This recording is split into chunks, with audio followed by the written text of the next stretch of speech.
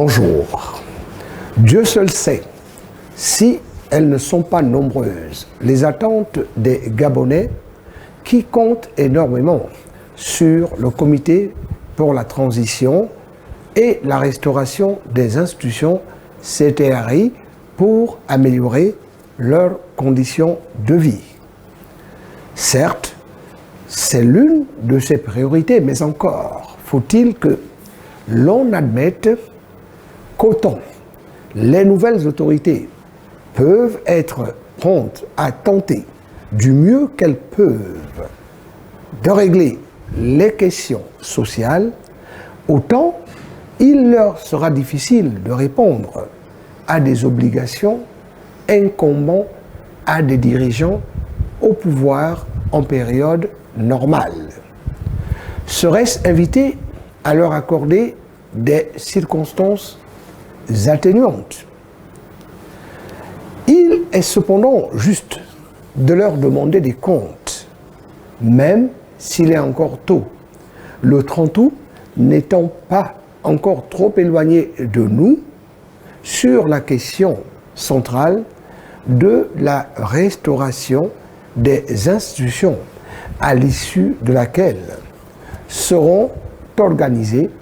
des élections libres et démocratiques, cette fois, croyons-nous savoir. Il faut pour ce faire que l'on s'appuie sur des personnalités aptes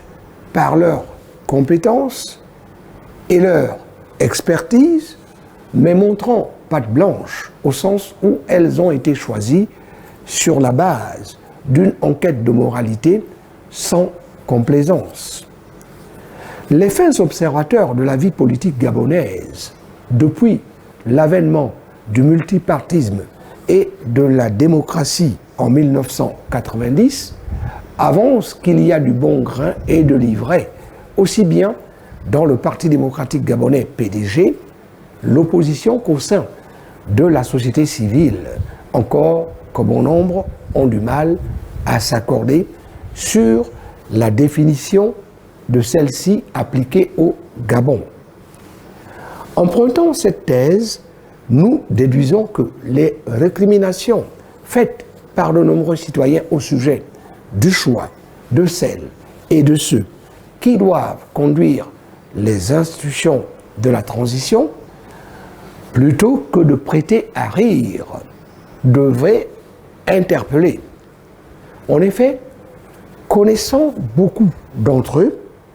plus d'une personne affirme qu'il y a erreur de casting s'il est réellement question pour le CTRI de moraliser la vie publique, surtout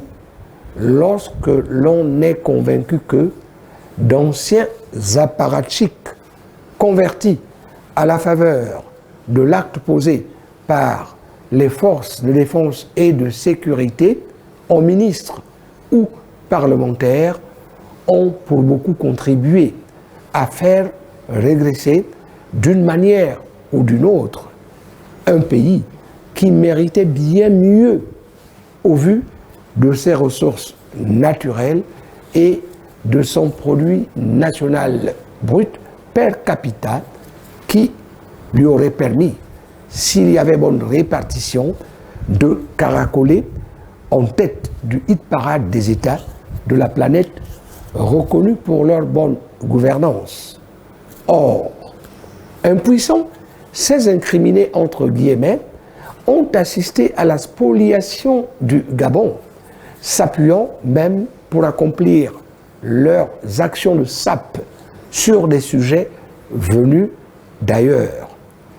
Ces arguments ne méritent-ils pas d'être visités ou revisités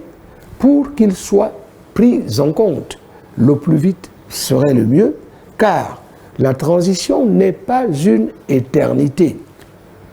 Les Latins nous ayant appris la sagesse selon laquelle Vox Populi, Vox Dei, comme quoi la voix du peuple, c'est la voix de Dieu. À très bientôt.